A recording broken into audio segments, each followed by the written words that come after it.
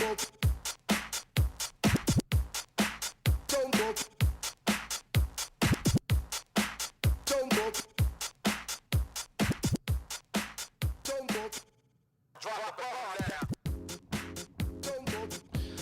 right, everybody. 16 hours of work and still here on time. This Pink Cloud, Season 2, Episode 26. I am DJ Kelly Reverb. That is my good friend and guest today, Amy Gabrielson Abido. And we will just refer to her as Amy G from now on. And then the girl with the strongest nail game in town. You can flash them. Go ahead. Yes. Yeah. Always strong on the nail game. That is Stev, and I'm not going to even murder your last name. Nice. It's okay. But if you want to say it, go ahead. Sarah Soli. Well, there we go. Yes, it is. It is. You are correct.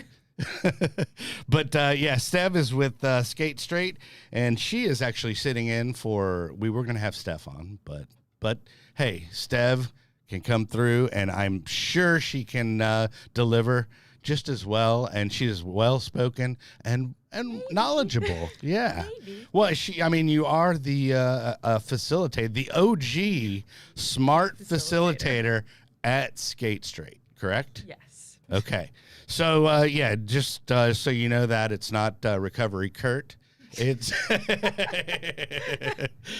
she is the you were telling me the story. So you basically ran into Kurt at a meeting, and then I was a creeper. And, right? You internet creeped him. I internet creeped him, and I liked what he was talking about when he was talking about creating like a Freaks and Geeks table of recovery, right? And having Fabulous. sober skating, and he eventually wanted to incorporate meeting Sure. space. And I had just finished my Smart Recovery certification, and I was like, hey, I hope it's not weird that I found you on the internet, but I liked what you were saying. I know you're in that married meeting. and everything, and I'm that. really not after you. Right. But that's cool. So then you and Kurt got together, and then you were saying that E-Dub, old Eric, was what, the first? He was at the first meeting. Wow. Well, that's Yeah. cool. And then I know Amy from back in the day. We're not going to say how long ago, but we are both part of the RISD schooling system. I guess it was Berkner, right? Is where I we went Yale, Apollo, Berkner. Okay, I went. Don't make me think about it, but I went Richardson Junior High and then Berkner, but I mean Richland Elementary. So, Right. You know what's up? Yeah. What's up? What's up, Richland Park? Yeah. Something in the water. There you go. Exactly. Hey, so but real quick, we're a show on recovery. If you haven't guessed already, but we're out here to try to help people and tell our stories and let you know what's working for us and also let you know what's going on in the community. Also want to hit our sponsor real quick, which is summersky.us, and he should have that up there. There it is. Perfect. And it is 888-857-8857. Once again, that is summersky.us, 888-857-8857. I have to say that now because we are also in podcast format, so not everybody has eyes on us. And there's millions of people listening. No, I'm just kidding. Billions. And, there's probably about 20 maybe. Yeah. and we know them all. Yeah. It's just like talking Hi, all on the my phone. personal friends. Yeah, Exactly. right. Yeah. Well, I got to give a shout out to my dad. My dad's a P1. He watches every week. So. Nice. And then Dan, my boy Dan. Nice. But also gonna pitch some shirts real quick. If you go to my DJ website, it's djkellyreverb.com/shop. We have all these groovy shirts. There's the rainbow one. Love it. And Brett, by the way, Brett's our new board op, and he is doing a fabulous job, especially checking on the live feed, right? It's good? All right, sweet. Because we had some static going on last week on the live feed. Not good. Yeah, but we corrected it because Brett's a professional. He's highly, highly professional and highly motivated. Right, I guess. Yeah. Okay, cool. I'll go with that. All right, so we got the rainbow one. Then we got, I think, there's the, and these are all designed by Kurt, by the way. Another shout out to him. That. That's great. yeah, so it's I went to rehab, and all I got was my life back with the chair. Nice. And Kurt actually stole that chair from somebody. He told me, but he's always about the remix on the biting. And then there's the standard one, which I'm wearing right now. And so if you dig the show and want to support, just go to djkellyreverb.com, and then it's a /shop. Then also go to thispinkcloud.com. That URL will take you to our YouTube channel. And now the show's over. Now that I've done 20 minutes worth of plugs. But so I'm excited to have you both here. Thank you both for showing up. I know it's geographically challenging for some of us, right? Including myself. But so Amy, basically what we do is we'll just have you, just kind of tell your story, where the wheels fell off and where you put them back on and your healing process. And then we'll get to the good stuff, because I do want to talk. You are a level 2 Reiki practitioner? Yes. Okay, cool. Yeah. I got that Reiki right. therapist. Reiki therapist. There we go. That sounds even better. I like that. Okay. Yeah. Well, Amy, it's all yours. Thank you for having me. It's Yeah. a pleasure to be here. Yeah. Yeah. So wow, I grew up with you. I grew up in Richardson. I had a really good time. Right. Yeah. Well, let's just go ahead and preface this. You are 22 years in recovery. Yeah, 11/8/98. Wow. That's incredible. Yeah, thank you. I can't believe that. I had a lot of help. I know. That's you realize unbelievable. that's forever to me. Yeah, I know. By the way, I do have to give myself props. I'm at fraction. By the way, I do have to give myself props. I'm only at 368 days now, but awesome. I did get my year. So Yes, and congratulations. and Kurt would be proud of me. I ordered my chip online. There you go. That's a big deal. It really is. It's a real big deal. Yeah. A day is a big deal. Yeah. You Well, know, I mean, a I month did, is a big deal. but your level of sobriety, that's forever to me. Oh gosh. That is forever. Yeah. I'm like, it's still God. still one day at a time. Yeah. Truly. Well, you were just saying something funny about that. You were just saying that you were like, because I was like, oh yeah, I'm at a year, so now I got it. You know, and you were like, yeah, I was like, yeah, I'm at 21 years. And I was like, oh, yeah, now I got it. Yeah. Right? Yeah. It's that part of our brain that just thinks we can use like the rest of the folks. So when I was 3 years sober, I had somebody saying at 6 years sober, you're a 3-year-old. Yeah. And I'm like, what's a 3-year-old? And then when I was 6 years sober, talking to a 3-year sober, I said, you're a 3-year-old. Yeah. And then, you don't realize like what you don't know, you don't know. Uh-huh. Right, sure. All the silly little expressions are true. They work. Time takes time. Works if you work it. Works if you work it. Yeah. But anyway, so I didn't mean to interrupt the story. I just wanted to give them a little background. background there. Yeah. So, like I said, I grew up in the club scene with you and a bunch of our friends, and really loved that scene. I mean, was addicted to even just the scene of it. You were a Lizard Lounge kid, right? Lizard Lounge kid, Star Club kid. Oh yeah, so yeah. I just recently drove into that parking lot. They're gonna bust down that building. Oh wow. Yeah, that's Star crazy. Club. Star Club building is coming down, y'all. It's una lagra. It's over. I know. One tier. I know. Yeah. Anyways, I drove there with my husband, and we were looking at it, and I told him, I said, yeah, we used to hang out in the West End and then wait for them to open the doors at 2 a.m. So we just go in there and dance from 2 to 4. Oh yeah. At like 17 years old. Yeah, I remember it well. There was not much of a stigma for the fake IDs back then. No. They probably didn't. They didn't really care. No. If you knew the door person, you knew the door guy. or door adjacent, then you were good. Yeah, I know. So that was like my I have arrived moment. Sure. Like Bill talks about, or like anybody talks about, like when they're feeling really good. I'm like 18 years old, getting into clubs where Depeche Mode hang out, and Grace name Jones, drop. comes, and that was the thing. I mean, it was owned by famous people, and famous people showed up there, and you had everything from preps to jocks to punk rock to our favorite DJ, Mike DePriest. And, I love Mike DePriest. Come on, yeah, bless, of course, dude. Yeah, God rest his soul. Yeah. That was like my moment of like, this is the best thing I've ever been involved in, and I'm always going to do these things with these people. Right, yeah. Always. Oh, they're going to be my friends Forever.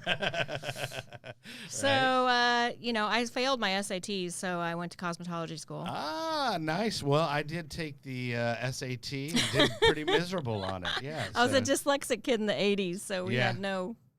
Anyways, I turned to substances like at a young age. I mean, I took my first drink at 11, and then I kind of fast forwarded from 11 to 18. I just thought the best thing in the world, anything that had anything to do with alcohol or drugs, that was going to be my ticket into like the gateway of having fun. Sure. Fun, let's have fun. Hey, well, and it was fun for a while. Oh, it was. Don't get me wrong. It was.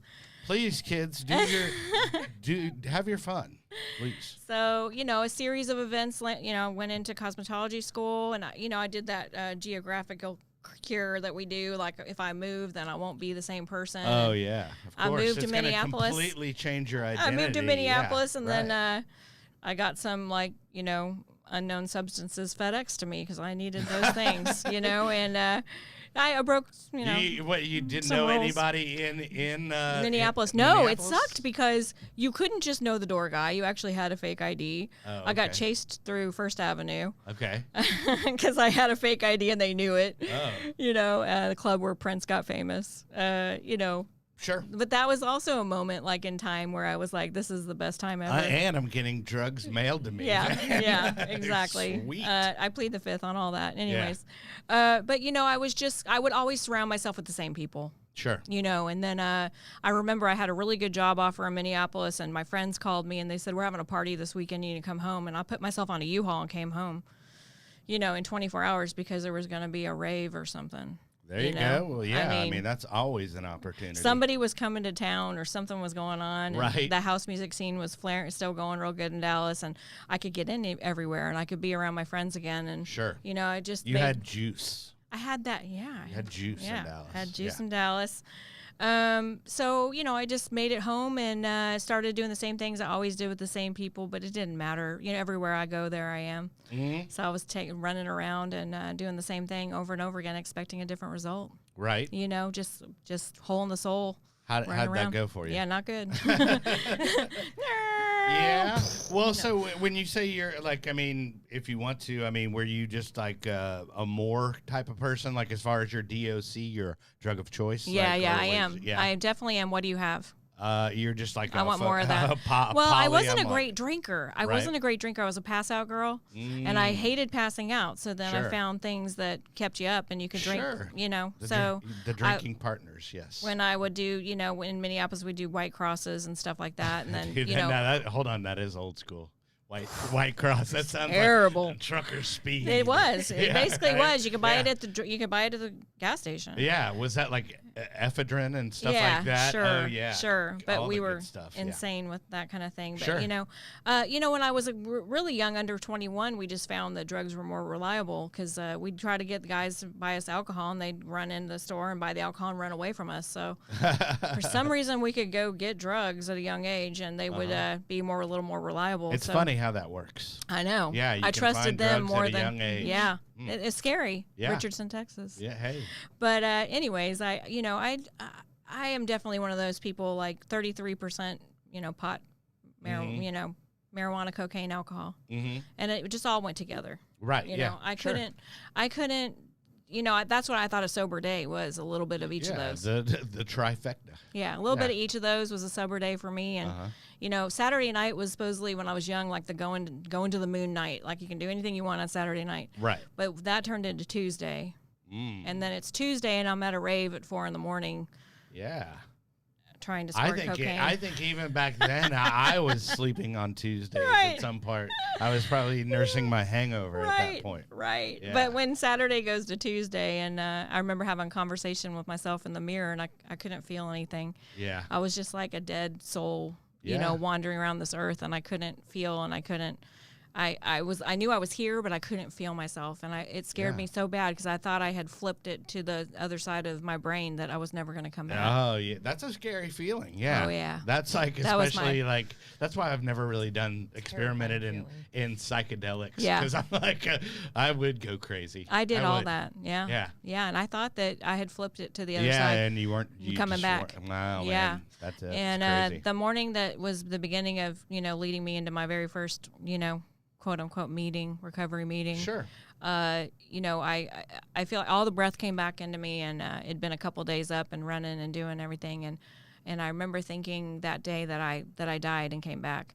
Now I don't know, I didn't have a white light experience or anything, but I just remember that feeling of all the breath coming back, and I believe breath is life, and all the breath came back into my body like an instant. Right now, did you have this feeling when you went to a meeting, or was it did you No, this was me still on Christy and Misty's couch coming to. Oh, okay. From a night of right. And I just remember having that. It was a moment of clarity before I did even where you realized that hey, maybe this is not the way things are supposed to go. Exactly. Gotcha. And it was scary. It was like one of those moments where I was like, I knew what, my dad, he got sober when I was like 10. So I kind of knew there was something out there that could help me. Right. But I just had no idea that it would be like my 1990s drug issue. Yeah. My dad's 70s drinking issue. Yeah. Could help me. I can't believe addiction is still happening. Right. Right. Right. That kind of thing. And like, could what he did help me? Right. Yeah. I saw it help him. Sure. And had a lot of respect for it because he was attraction, not promotion. Right. He never told me to go to rehab. Sure. He never said you need to get some help. Okay. I'd watch Cops with him, and they'd be busting everybody, and I'd say, Dad, it's just marijuana. Yeah, and he'd laugh with me, My dad, he passed in 2013, so. Oh, okay. Yeah, he's one of my angels. Well, but at least he got to, I went to my first. I guess you got a good portion of your childhood with your dad sober, so that's a good thing. I was 10 when he got sober, so I definitely had a dad that wanted to be around me and, wanted to make up for those first 10 years. Yeah, sure. I totally get it. So, hey, and Stev, by the way, you can jump in anytime you want if you have any questions, Yeah. But, I don't want to just, My questions are going to probably come with the whole Reiki. thing. Oh, with the Reiki so thing? Okay. I'm getting there. All right, so all right. that was in like August of '98 when I was telling you I laid on that couch and kind of had that moment of clarity. Uh-huh. I ended up in my first couple of recovery meetings in that time and went with my dad. And, a series of events led me to a group that really saved my life. Right. And you went to, we'd say many A's. Yeah, many A's. But multiple 12-step programs. 12-step programs. Yeah, 12-step program definitely saved my life, working the steps and reading the literature. That saved my life. Yeah. I didn't go to rehab. You didn't? No, I went straight to meetings and shook it out. Wow. I feel that. I did the same. This was in 1998. So I think Dallas had maybe 2 rehabs at the time. Yeah, it was not quite so and like rehab culture oriented. Right. Yeah. No, not at all. Okay. Not at all. They weren't even shipping people into meetings yet. Right. You know what I mean? There was no druggy buggies yet. No offense. Right. No offense if you got there thank God you got there, however way you got there. Well, I mean, me personally, I don't think I could have done it outside myself. I mean, obviously I tried that several times, like several hundred times. Several thousand times. Yeah, right. Like every day. And it didn't work. So, but, I thank God for rehab for me. But I always love to hear it, like, that people can, outside. I mean, you actually did that. And then the 12-step work. Yeah. It actually works. Yeah. Still working it. I think that's great. Yeah. And that's also another thing I like to point out is the level of vigilance that you still have. Oh, yeah. After 22 years of sobriety. I mean, you're still just in that headspace. Yeah, it's one day at a time. Yeah. They say people with time are closer to a drink than people without time. Yeah. Mm-hmm. Yeah, it can be a slippery slope if you don't keep, I had to think about that for a second. I guess so. You know, it's just, it can get kind of, I have a sponsor who has a sponsor, you know, and we're talking to her, and, you know, it gets kind of weird between like years 20 to 25 is kind of like a rebuilding, a rebirth, so to speak. Recommitment. Yeah, recommitment, all of that, you know, so. Anyways, reestablishing. I like that word. Reestablishing, for sure. Recommitting. When I first got sober, I was a hairdresser. I've been a hairdresser since I was 18. And we all know that's a party scene. Oh yeah. Yeah. And it's a recovery scene now too. You know, it'll be fun. I'll come into a salon. Usually, it'll be a couple of us in there, which is nice. You can eyeball them. I know it's really what's cool up. how spaces that are party spaces seem turning into recovery spaces. Oh yeah, for sure. Yeah. But, you spy the old recovery tattoo on somebody. Oh, right. Cool. Yeah. So I was working on a client who was physically ill, and she. This kind of gets to my Reiki story. Okay. She wasn't a negative person, you know, the type that maybe be complaining about their illness. She wasn't complaining. She wasn't saying anything out loud. I started to feel kind of sick when I was working on her. Oh, okay. Just kind of dizzy and disoriented. And at the end of her service, she said to me, you know, I have full-blown whatever kind of cancer she had at the time. And she said, I'm very ill. And I'm empathic as well. So I was feeling that, but I didn't know what it was because I was maybe 60 days sober, had no idea what was going on with myself or with others, had no boundaries anywhere. Anyway, so I went into the back room, and this woman, Joan, she's a Reiki master in Australia, Joan and Stephen Miller, they took me through Reiki 1 because of that situation. She came and said, I think you need some Reiki. Let's go upstairs. And there was a spa upstairs. So she just laid me down, gave me a 5-minute treatment. All right. So before we get into to that, let's go ahead and just do some Reiki 101. What is Reiki is what? Okay. I know chakras. Yeah. And there's what, 8 chakras? Yeah. 7 or 8. Yeah. Hey, you're good. Yeah.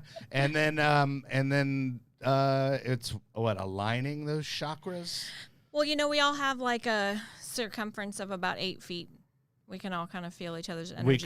We call that our personal space. Yeah, hula hoop. Right. Yeah. And so and then coming out from that is all your chakras. Okay.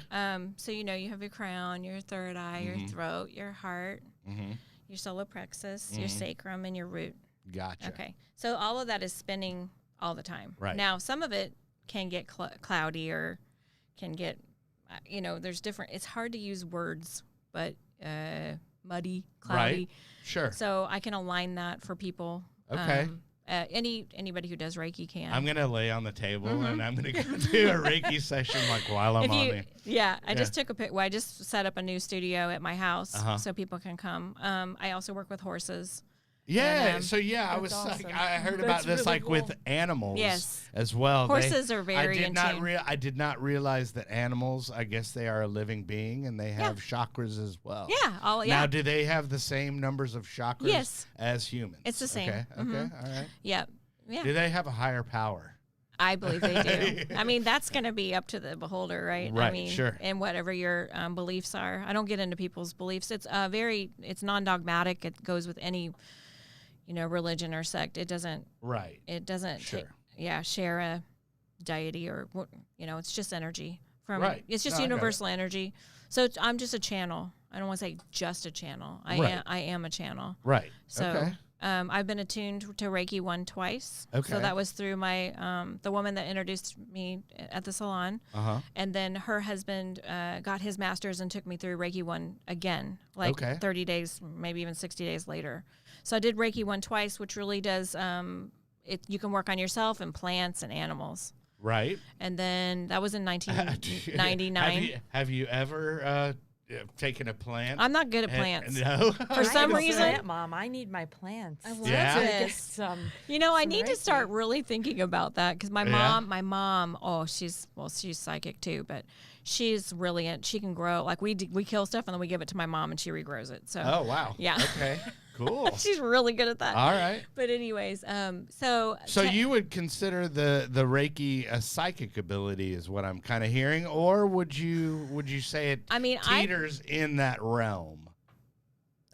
I don't know if all Reiki practitioners have psychic abilities. I mean, I'm not I don't talk to I'm not a medium. Right. I'm an empath, which means I pick up energy, Mm-hmm. and then I I know how to kind of facilitate that today. Right. That was what was going on with me with the woman in the chair. Sure. I was picking up energy of like a sickness, and then I didn't know what to do with it. So Reiki is a really good boundary energetically, to know, like, just to kind of let things flow and go back to the earth, or you start to feel like something is off with somebody. I know how to like not take it on today, where that's what Reiki 1 really helped me with. Okay. And anybody can get Reiki 1. Everybody has the ability. Right. Yeah. Okay. And then, I want So to. whereas I don't think everybody has a psychic ability. No, I got you. Yeah. I'm picking up what you're throwing down. I'm picking up your energy. Not to- yeah. No, I got it. But if they would like to, talk to you or perhaps have a session, Yeah. they can reach you at Amy G Energy on Facebook, Yep. right? At Amy G Energy. At Amy G Energy on Facebook. That's and perfect. then hit her up, and Yeah. I seriously, I want to try it. Come I'll on. try it. I'll Come try on. it. I'll do it. I'll do it. But so other than that, I mean, so did you, once you went through the 12 steps, and then as far as like what worked for you, like as far as the longevity, I mean, would you consider just being vigilant on of your recovery, or just being honest with yourself and step oneing it the whole time and every Yeah. day? And I mean, all of that is true. And also, I just think you just start your day over every day, right. and you just do 1 through 12 every day. Yeah. And if there's something in there, if you're having a problem with 4, you go back to 3. Right. If you're having a problem with 3, go back to 2. If you're having a problem with 2, go back to 1. I always love like the step work because I Yeah. know just a little bit, but a lot of times, like if I go to an A meeting, it'll be just like Charlie Brown's teacher. Man. I'm wah, just wah, like, wah, wah, wah. I just hit 4. I didn't go the AA route in the beginning. Well, yeah, I you ended do up both, in AA right? later. Yeah. I only entered into AA in like March. Nice. Okay. So I think it's really aided a lot. Yeah. Well, I think what I do love about it is that there is a structure, and it's not just it's definitely a good blueprint to follow. And I mean, some people have a problem with the higher power thing, but then there's also for the we agnostics. And, Sure. And really honestly, one of the best books I ever read on recovery is the 12-step program of Eating Disorders Anonymous. They have an EDA. I was going to bring that up Because but they yeah. have a green book that they basically took 164 out of AA with the permission, and they give credit to, and Right. they're not plagiarizing is what I want to say. I gotcha. But they rewrote it in a way that really does address the agnostics and address that if a higher power isn't for you, it could be a higher purpose. Yeah. And right. that really, in this last 2.5 years, rereading that book over and over again, really solidified that first. So from somebody outside, like, I mean, what would, like, let's say if they had an overeating problem, like, I mean, what, is it just like AA or I mean, or the 12 steps? Excuse me. I mean, is it everything comes from that. That's the fundamental. Right. That's where it was. And how did you find that? I mean, I actually looked for it online. Okay. Yeah. All right. It's online. Cool. Yeah. It helped me in such a way that it's just like saying alcohol really isn't the problem. Mm-hmm. Food really isn't the problem. Right. It's not like step one is don't eat. Right. Right. I eat. But I think that just addressing the side of it of like maybe being a little bit, because the first 164 pages out of Alcoholics Anonymous was written in 1933. Yeah. This book was written in 2000. Sure. So it's just a little updated. Way more updated. Right. And you can take any, whatever is your ailment into those words and really see the truth of, of what's going on with you. Right. No, I think that's in my great. opinion. All of this is my opinion. Sure. I don't speak for anything other than. But your opinion's Amy right, G Energy. Right? Yeah. Right. It's the opinion of Amy G Energy. That's right. Now I have to talk really fast to give my releases. No, I'm just kidding. Well, yeah. So, I mean, that's great. Yeah, I definitely want to come, maybe set up a sesh. But since we have, I love that. Since we have Yes, come Stev on. here, I know. I mean, I know we weren't really gonna. We have some time, so I know that your story is more of a 2 to 3 episode kind of thing. I don't know that it's that long. Yeah. It's just it's a wavy story. Right. Well, I mean, we've got about 15 minutes to kill, so if you want to, try Come on, to. Steph. I can start with it. I mean, bring it. My story starts at 11. Nice. I had my first drink at 11. I grew up in a really chaotic home. A lot of addiction and mental health issues and abuse in my home, of like the most perverse of nature abuse. Right. And so it was actually my abuser who introduced alcohol to me to facilitate abuse. A little Jesus juice Yeah. kind of MJ kind of thing, right? Yes. Right. So for me, it was like that first drink was like a godsend. Mhm. Because for me, it was Yeah. like, wow, I can actually cope with what's happening and Sure. I can ignore what's happening. I can get away from this. Right. And it did not take very long for me to take that habit from just during abuse into just life, just dealing with what was happening. I got really involved with friends that we liked to party a lot, and that was my way of, I took drinking from coping with the bad things to enjoying the good things. And Sure. it was just a way of numbing it all. Like I was just Right. numbing it.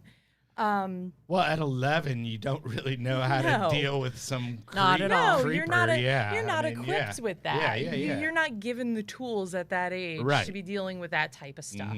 Sure. So alcohol, and then soon after, drugs became just the norm for me. It turned into an everyday thing very, very, very fast. And so, I mean, I would say the high school years, I actually have kind of a blur there. There's not much of a story. Right. I drank and I did drugs. Did you graduate? I did graduate. Wow, nice. I Okay. did graduate.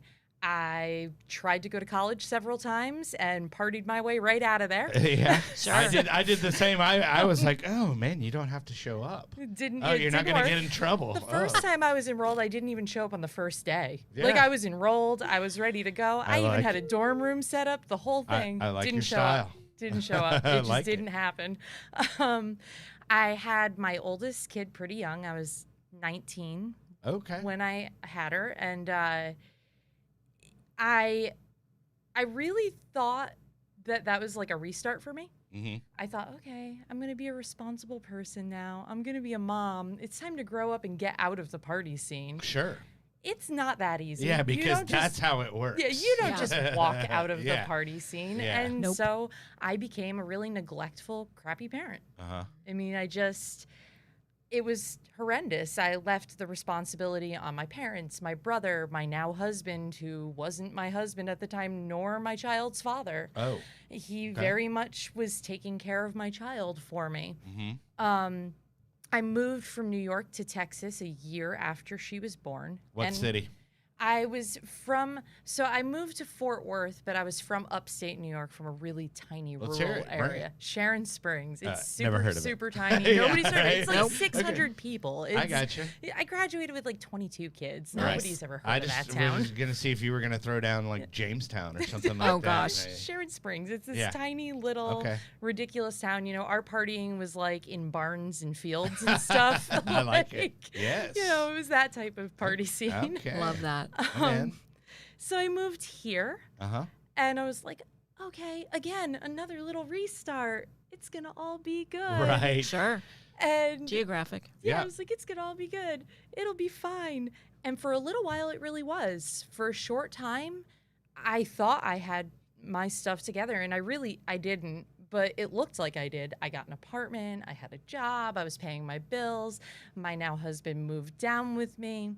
We were like setting up our little family, and things looked from the outside really, really good. He worked a lot. And when he was working a lot, I was drinking a lot. And at that point, I had kind of thrown drugs to the side. Okay. because in my brain somehow, like, if I just drank even more than I ever drank before, but I didn't Right. do drugs, Sure. somehow Like that a was lady. better. So Yeah. somehow that was more parent-like, I guess, in my mind. Right. Well, it's legally probably a Yeah. little more user friendly, Yeah. but you know. So it turned into well, I'm just going to drink to take the edge off.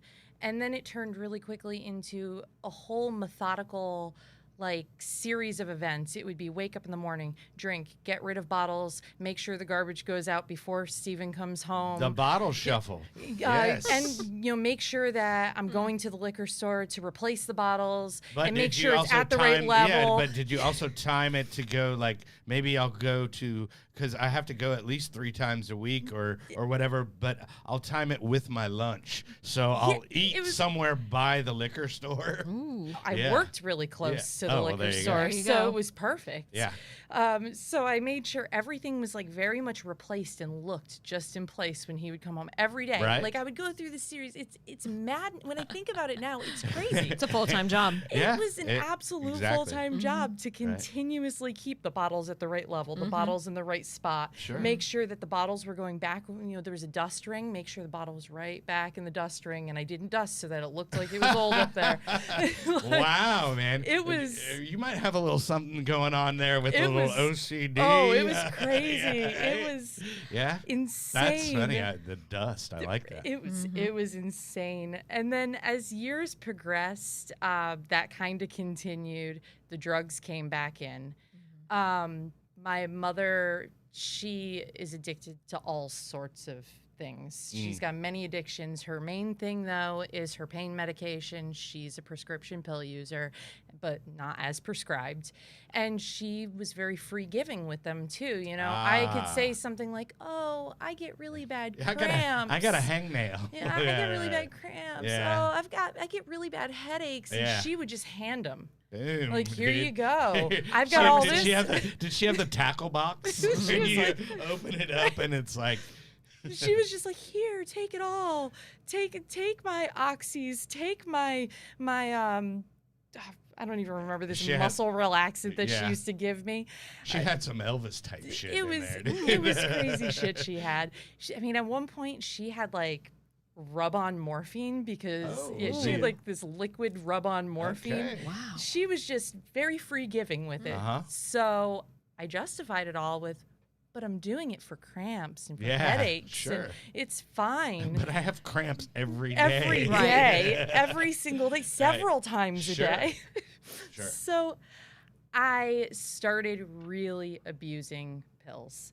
And as ridiculous as it sounds, because it felt ridiculous even at the time, I was super into inhalants. Like, Okay. really super into inhalants. I did a lot of Like inhalants. whippets or Yeah, paint like or whippets. more or just whatever. Super into whippets. And I was in high school, but then when I was an adult, I had like, there was like the stigma against whippets. I was like, that's a teenage drug, but I was still doing it anyways as an Right. adult. Yeah. I was Oh like, my I'll God. never admit to anybody I'm doing Yeah, this. right. But I just did that for years and years and years. Wow.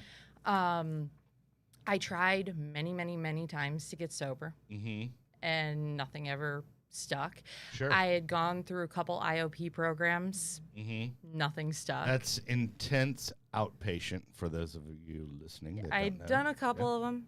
Nothing stuck. Right. Um, Well, I did a couple of 12-step meetings that definitely didn't. I mean, I Sure. would show up drunk, man. I mean, Sure. yeah. Yeah. well, the I was best place showing for you up to be. drunk I to would, smart yeah. recovery in the beginning. I mean, Nothing when wrong I was with that. first getting sober, I was showing up drunk. Listen, Oh yeah. that's okay. Yeah. You should. Yeah. That's where you should be. Yeah. Yeah. Back in the day, I used to think that if you showed up to a place like AA drunk, they would definitely tell you go away at you're the door. supposed But to be sober, I yeah. learned No. though No. that instead what happens is they will like help you in and place you in the seat. That's what happens. You know what's funny? My friend CG Kid, he's kind of a big deal on YouTube, but he always says that he would go into meetings, and if it was a new meeting, he would get a desire chip. Love But every meeting, so they would just talk to him. Yeah. Yeah. I get it. Right? I get that. it. Yeah. I get that. Yeah. I was like, oh, dude, that's genius, man. Yeah. Just go really in. is. Just every time.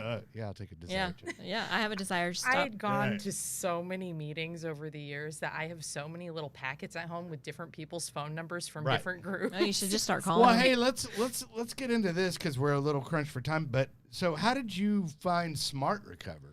Smart Recovery. And then when did you become a facilitator of it? I had a friend who years ago handed me a Smart Recovery book. Right. And admittedly, like, I was really nice to his face. I was like, oh, thank you. And he was like, you might be interested in this. But realistically, in my brain, I was like, screw you. Yeah, dude, I don't have a problem. Exactly. Why are you giving me that? I Yeah. don't have a problem. So I put it on my bookshelf. I didn't throw it away. I put it on my bookshelf. Right. You're newer new. Yeah. Put it there. And it was years later. I had gone the AA route. I had been to several 12 steps. I was currently doing Codependency Anonymous. So I Okay. was in a 12 step. And I was like, I don't really want to go into AA. Yeah. And so I picked up that book because I knew that it existed. Sure. And Sure. I found the closest Smart Recovery meeting and just started going. And I went for several months before I actually got sober.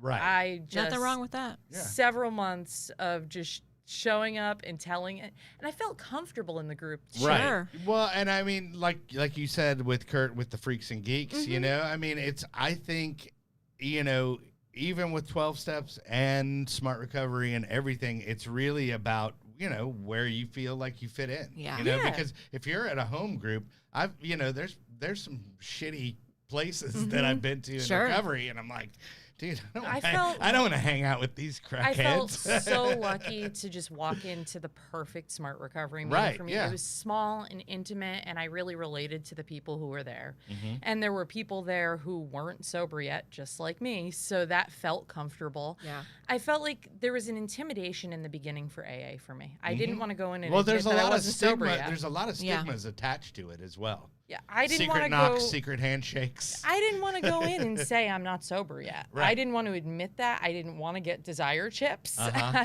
Yeah. I didn't want to out myself.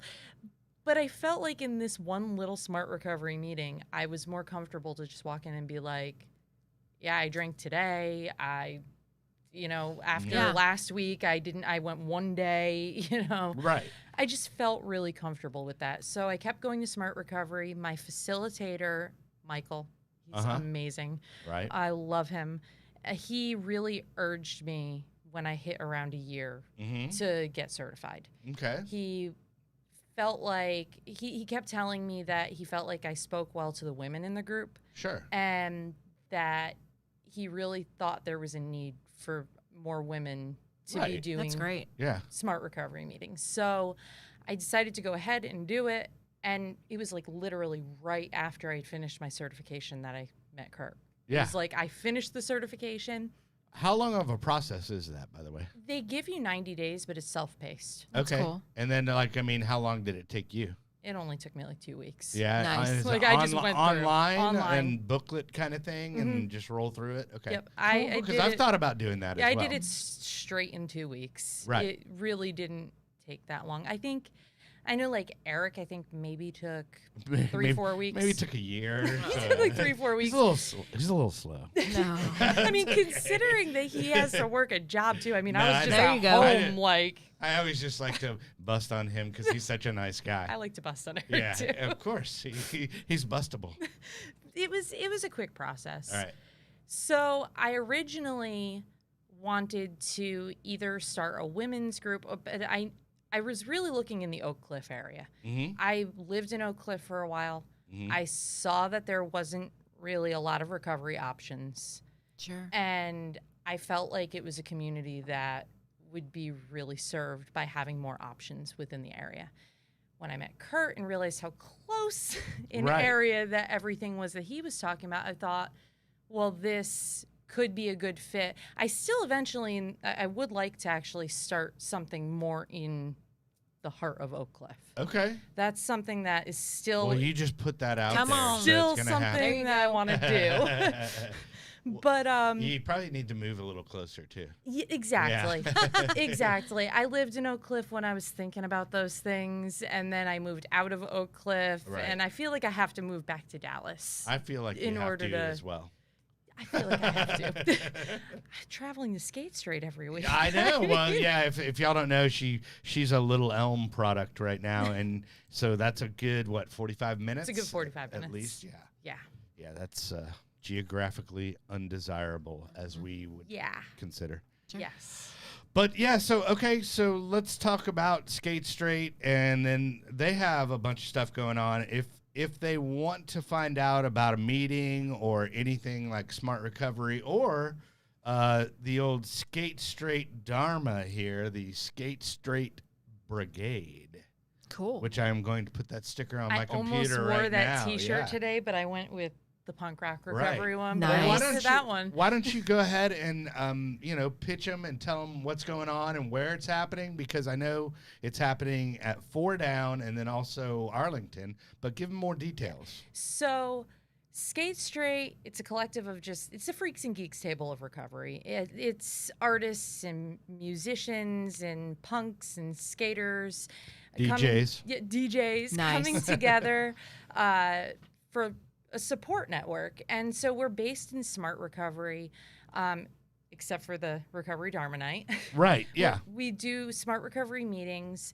We meet on Tuesdays and Saturdays at 4 Down in Dallas, and then Wednesdays at Alliance in Grand Prairie. And I think we may have suspended the Friday meetings at Alliance for a little while until we can get attendance up. It's updated on all the pages. Yeah, I'm pretty sure. But I mean, Kurt has that information on the website, right? Yeah, he as should. As well as a serious merch game. Yes. Yeah. You can find Skate Straight Dallas, the like page on Facebook, Skate Straight Dallas on Instagram. Cool.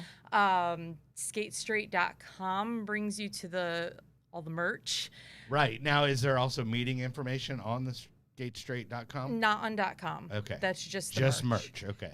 And then we also have Facebook groups. We have Skate Straight Dallas. We have a group where we do like daily questions, and you can post in there. We also have a Skate Straight Girl Gang that started. Oh, that's cool. So we've got a little girls group going, which is awesome. Right.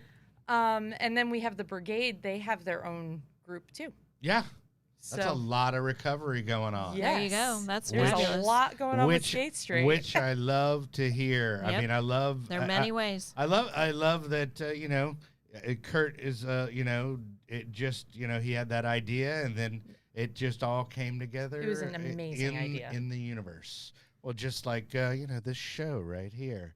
I Amazing got sober idea. and I was like, hey, there's a bunch of shit I don't know, and I'd like to give that information out, because I was like, man, I wish I would have known that. I wish I would have known Right? that. Yeah. I wish I would have known that, because a lot of people are just 12 steps and blah blah blah. But I mean, there's so many There's ways. so many ways. And Fabulous. so many A's and all that kind of stuff. And by the way, I got to give a shout out to our sponsor again. Speaking of help, they helped me.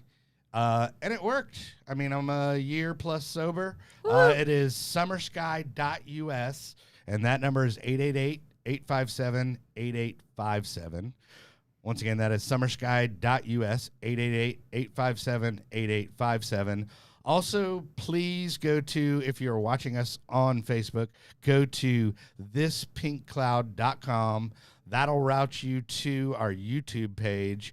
Please like or subscribe to that. It's free. And I don't know. I guess it feeds my ego. No, no, but really, because I'm actually going to have unique content on the YouTube channel. So I'm trying to, get people over to that format as well. But any shouts out while I have you two lovely ladies here? Oh, gosh.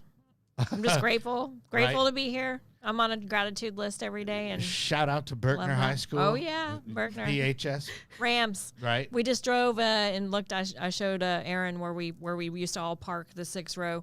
All right. Back row, the 6 of us used to park. Yeah. Nice. Shout out. Did you all go my buy high school Whataburger friends. over there too? Oh gosh, I don't. that was We the, were- that was the No, hangout. That was the hangout, but we Yeah. ate at a faux place right there, Oh, nice. and it Okay. was good. Yeah. Yeah, I'm all really about good. pho. It was right. Yeah, Pho. Sorry, I said it Yeah. wrong. Fabak. He said it like a Texan. Faux. Pho, I man. am a Texan. Right. Yeah. And you, I mean, I'm just grateful to be here. right? Kurt, Thank you. Eric. Right. Got a shout out to them and my kids and husband. I think one of Yeah. my kids, if she managed to wake up on time, was going to watch this live. But she's like a teenager now and a late sleeper. Nice. So who knows? Oh, yeah. Right. Well, cool. Well, yeah, I appreciate you guys making time in your busy schedule. You know, we'll definitely have you back on. I want to do Come on. I want to do a follow up after I do Okay. a Reiki sesh with Yeah. you, and I'll just like kind of film it, and I'll go, all right. This is man. amazing. Yeah, this is You amazing. can do the before and after. This is Reiki amaze, is fascinating. amaze balls. It just facilitates a healing inside of you, just unique for everybody. Right. Mm-hmm. Okay. And oh yeah. And also, if you want the shirts, go to djkellyreverb.com/shop. And then I guess that's it. And I appreciate y'all coming out. Yep. And remember, kids, there is no magic pill for sobriety, because if there was, we would all take too many. That's true. Yes. Thank you. And that's how we do it.